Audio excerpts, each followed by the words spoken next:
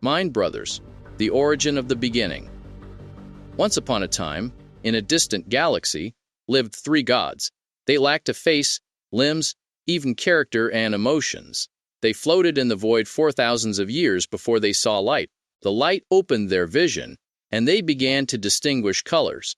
They could not touch things or living organisms, but they possessed energy, with which they could create everything. Discovering new things, they began to imitate what they saw. First, they gained clarity about the three-dimensional nature of space. They also tried to create life. Unfortunately, the first failure struck time. The life they created ended very quickly, which they could not understand at all.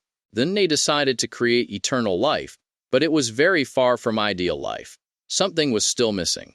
To find or understand it, they had to leave behind their created life and continue their journey past extinguished and shining stars.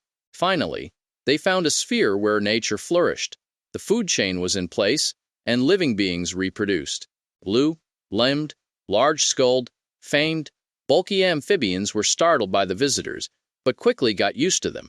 They had a magnificent underwater world, where there was also a city. The three discoverers had so much information that they ended their journey. It seemed like an ideal opportunity to continue with material and organic creation, but they did not want to destroy the lives of the locals, and their old world was too far away. A place was conceived and created that does not exist anywhere, but is everywhere, so they jumped between the two worlds. Taking into account what was seen and thought, male and female bodies were created, but for some reason an ideal imitation was not achieved. The shell lacked life. Why do they make one movement or another? Attention began to notice that there are changes in the colors, more information. The idea arose that maybe colors can be listened to. Thus hearing was achieved. The third of them took on the ability to communicate, for which he entered the empty shell. It was strange to feel the senses of touch, smell, and taste, which initially brought joy, but he lost his divine power. Understanding the amphibian language was problematic. The universal being gradually began to understand foreign languages. The third, in reality, could not fully understand the locals because, according to them, he was too dull. The third asked his brothers for emotions, but it turned out that it was a bad decision. The local lifestyle seemed too trivial. He began to want more, which he could not get. Just watching became boring. In addition, he began to feel pain in different parts of his body. The third began to feel anger at this body, mind, and life. Once, he even injured his own shell, hitting his head against a hard rock. Such pain made him think differently. The second request was for unprecedented wisdom. Days passed in a meditative position. The body buzzed with information overload. Even more distant lands, parallel universes, endless life flashed before his eyes. He would have liked to create the powerful things he saw, but not as easily and quickly as his two brothers. The old divine state could not be regained, no matter how he asked. The third knows how to carry his soul with wisdom into another body. Even in a vision, he found the ideal body, which was too far from him. For this, he began to dismantle the underwater world and rework the machines to fly further, but the locals did not like it. Thus, a dispute and fight arose. The third was too strong, despite being alone. The two deities could not accept the third's action, as he was killing the locals on the planet. The survivors fled. As punishment, the brothers left him alone on the planet. They themselves disappeared into fractals. The third did not waste his time.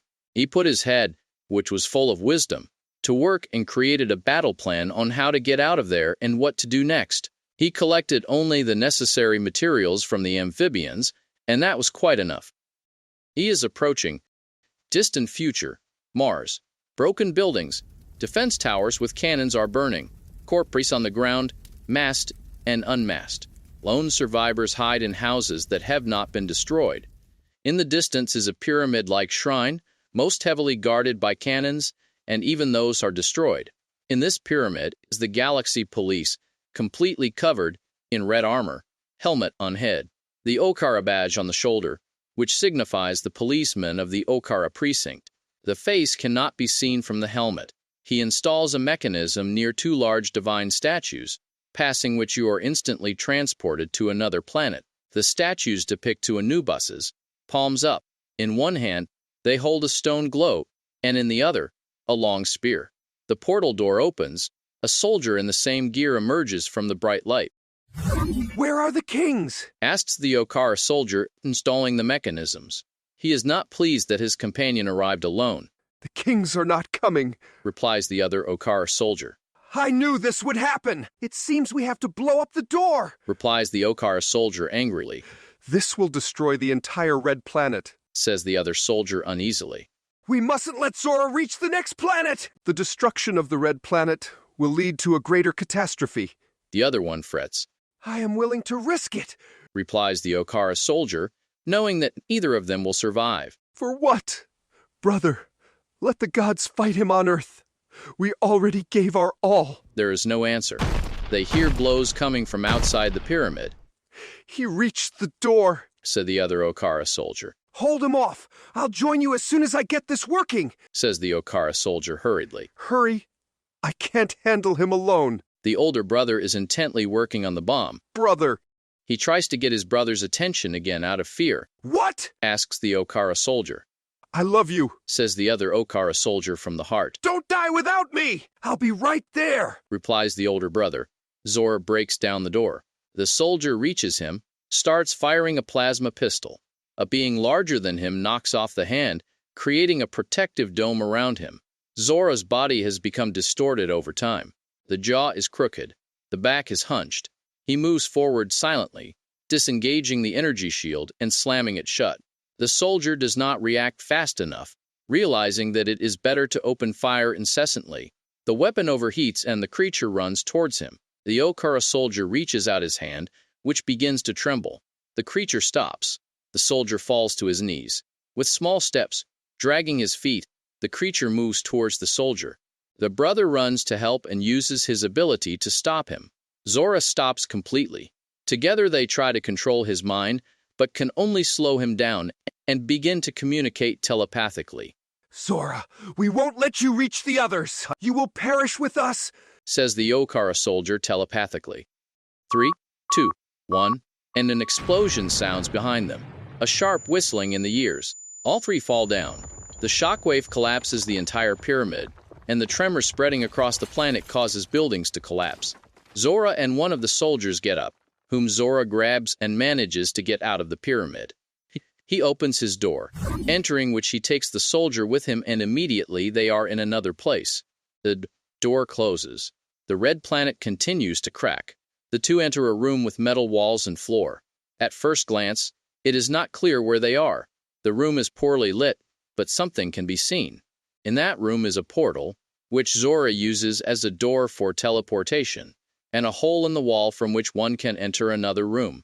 The portal is to sticks, and a colored sphere that floats next to the doorway in its own anomaly. Zora lifts the soldier higher and looks at him. This universe is unfortunately closed. For now, this is not the end yet. Congratulations on the victory. Not everyone would be able to make such a decision. I will tell my story. You can talk about your stuff then. I wonder, where do beings with abilities like yours come from? Asked Zora, lifting the Okara soldier into the air. Do what you want with me, but Earth is closed to you. We will see.